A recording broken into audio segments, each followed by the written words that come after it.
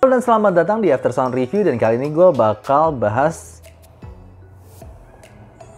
apa ini ya? Nah, bacanya gue sampai sekarang nggak ngerti. Varial, apa ini? File Poppy.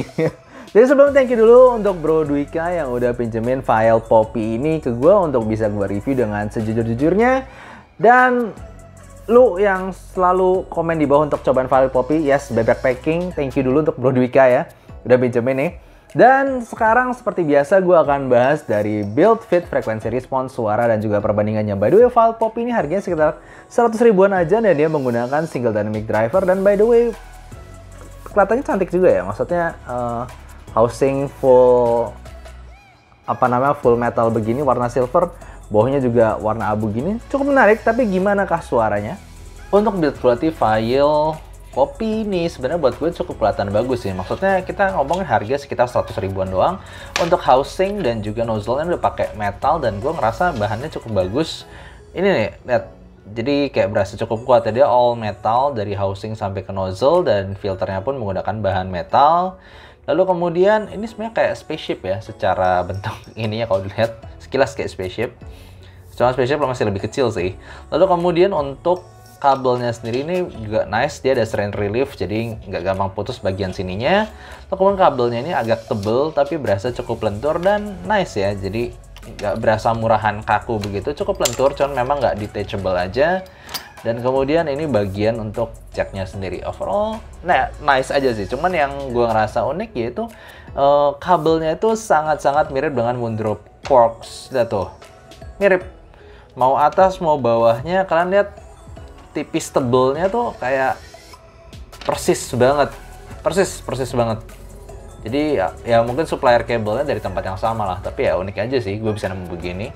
Untuk fitting ballot type begini sih gue nggak pernah ada komplain, karena lu mau pakai straight down ataupun mau pakai over ear, gue masih bisa pakai secara oke. Dan cukup stabil. Gue sendiri sih lebih suka pakai secara over ear ya. Dari file Poppy gue sebutnya sebagai U-shaped. Tapi ini yang gue sendiri kurang suka. Kalian lihat ya betapa bassnya itu mid bass to sub bassnya itu agak gede, dan buat gue ini cukup bloated.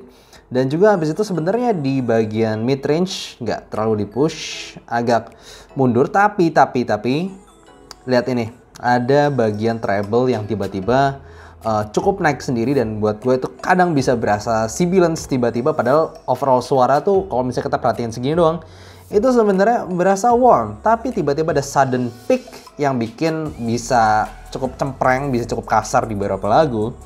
Dan juga walaupun treble-nya kadang ada nusuknya, kadang ya, itu tidak extended. Lihat betapa habis itu dia turun ke bawah jatuh, plek. Jadi nggak extended, tapi tiba-tiba ada peak yang cukup mengganggu.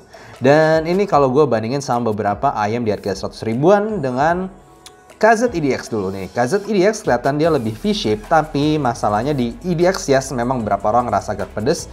Tapi at least gue udah ngerasain dia yes, upper mid tuh treble-nya maju, jadi merasa lebih koheren overall suaranya itu, kayak emang dia bakal ada sedikit pedes di upper mid tuh treble-nya. Nah di file Poppy itu kadang-kadang ya itu tadi gue bilang, tiba-tiba ada pedes tapi nggak extended.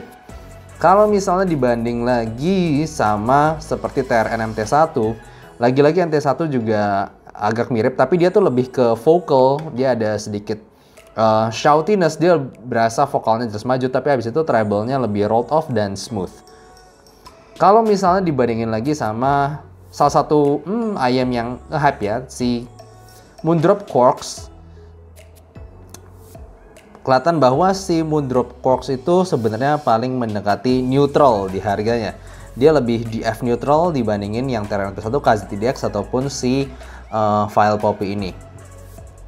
Dia paling mendekati di F neutral. Dan buat gue pribadi yes, dia paling suaranya somehow paling balanced.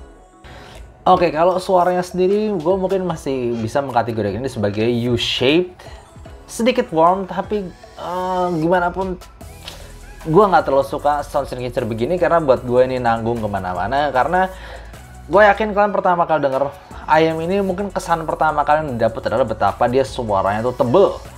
Bass dan mid-nya range-nya itu cukup tebel, tapi ketika ada lagu yang pakai perkusi ataupun kecerikan bagian atas bakal kedengeran dia tuh treble-nya tuh kasar. Gue nggak ngomong treble yang sampai gini, nggak sampai cymbal crash denger ceras gitu, kasar, nggak. Coba dengerin nada-nada atas yang bagian-bagian, kasih lagu-lagu yang sedikit sibilan kayak Ed Sheeran, lalu dengerin lagu Campanella. Campanella tuh lagunya nggak kasar, Campanellanya Kenji Yonezu. Itu di bagian perkusi yang kecikan cek cek cek cek cek cek gitu, gue berasa kasar di sini. Jadi sound signature-nya aneh sih.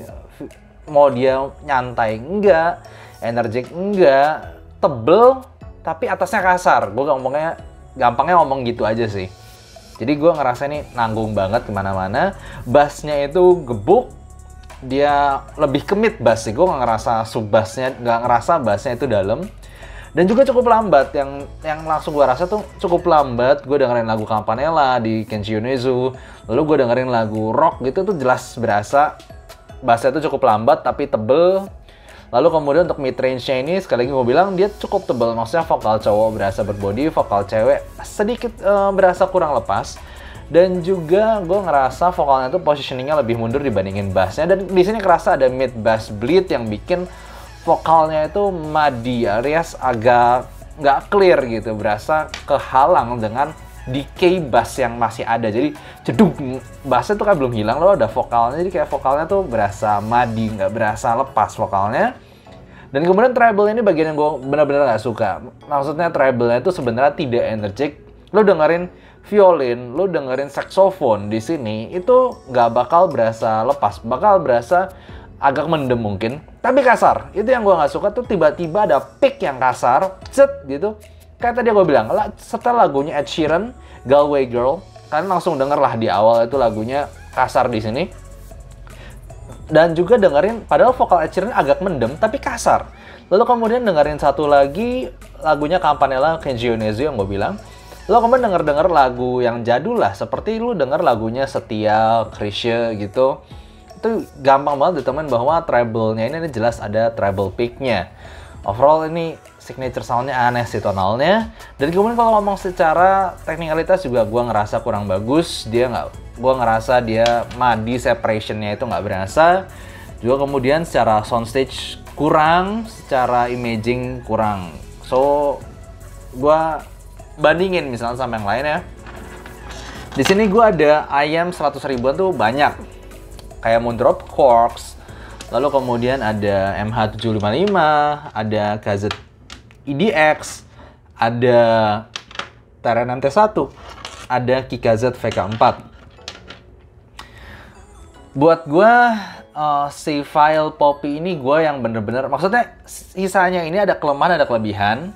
Tapi gue masih bisa rekomendasi ini kalau misalnya suka V-shape, ini suka yang misalnya suara yang lumayan megah gitu, karena dia soundstage-nya gue ngerasa paling bagus. Ini mild U-shape balanced, ini Harman-ish, lalu kemudian ini a bit warm neutral. Ini gue bener-bener nggak tahu mau lagu apapun gue denger tuh kayak aneh, maksudnya tuh di sini tuh masih bisa buat vokalan, di sini juga vokalan, di sini bisa buat pop, di sini buat ya rock asik, di sini juga buat rock. Gue dengerin di sini tuh bener-bener kayak nggak ngerti gue mau setel lagu apa, itu nggak ada yang berasa bagus. Gue kasar banget sih di sini gue ngomong, tapi ya ini lah buat gue jujurnya gampang gitu aja. Masalahnya gini loh, kalau nggak ada ini semua ya mungkin gue masih bisa ngomong ini direkomendasin lah buat apa, misalnya buat bass head gitu. Tapi masalahnya ini 100 ribuan yang lain tuh jauh lebih bagus gitu. EDX bassnya lebih oke, TR61 bassnya lebih oke, ini juga. Jadi ya aduh, gue susah mau bahas secara detail soal ini ya, soal dibandingin satu-satu gitu, karena ya simpelnya buat gue ini paling jelek lah dibanding semuanya ini, sayang sekali. Oke, jadi kesimpulannya buat gue file Poppy ini untuk pros-nya dulu gue harus ngomong itu ya memang dia secara build berasa bagus, fitting enak, dan juga kabelnya cukup berasa oke ya. Maksudnya gue nggak ngerasa mikrofonnya gimana-gimana, tapi kalau kita ngomongin suara itu memang dia punya bass yang cukup gede dan juga dia punya vokal yang cukup tebal. Tapi kita ngomong cons-nya, gue ngerasa ini ayam bener-bener suaranya tuh nanggung. Karena maksudnya kalau kita ngomong warm, yes dia warm, yes bassnya gede, tapi bassnya gede pun bukan bass yang berkualitas. Gue nyetel banyak lagu tuh agak keteteran, lalu vokalnya tebelnya tuh agak, gue bilang agak maksa ya. Maksudnya vokal cewek nggak lepas, tapi dia punya pick treble yang bisa bikin dia rada tajam di beberapa lagu. Jadi gue bener-bener nggak ngerti mau dia tuh suaranya tebel tapi agak tajam. Nah itu yang maksud gue, suaranya nanggung banget. Jadi overall gue sendiri sih nggak terlalu enjoy sama Ayam ini. Gue dengerin lagu yang kasar sedikit, ada peaknya cekas gitu langsung agak timbernya tuh langsung metalik di bagian treble atas. So overall gitu aja, gue sendiri tidak terlalu rekomendasi untuk File Poppy ini karena buat gue suaranya nanggung. Dia warm, smooth enggak, bright, agresif juga enggak. Gue nggak terlalu ketemu genre yang cocok untuk Ayam ini. Oke, jadi gitu aja untuk review kali ini. Semoga kalian suka, dan kalau kalian suka jangan lupa kasih like dan subscribe, dan see you next time. Bye-bye. Misalnya kalian mau tahu seputar kehidupan gue di dunia audio, pengen info-info nyantai, kalian bisa follow Instagram gue, ada di description. Ataupun kalau misalnya kalian pengen ilmu tentang audio, gue berbagi di playlist Soundblock berikut. Dan coba cek aja, karena gue banyak berbagi pengalaman gue di situ.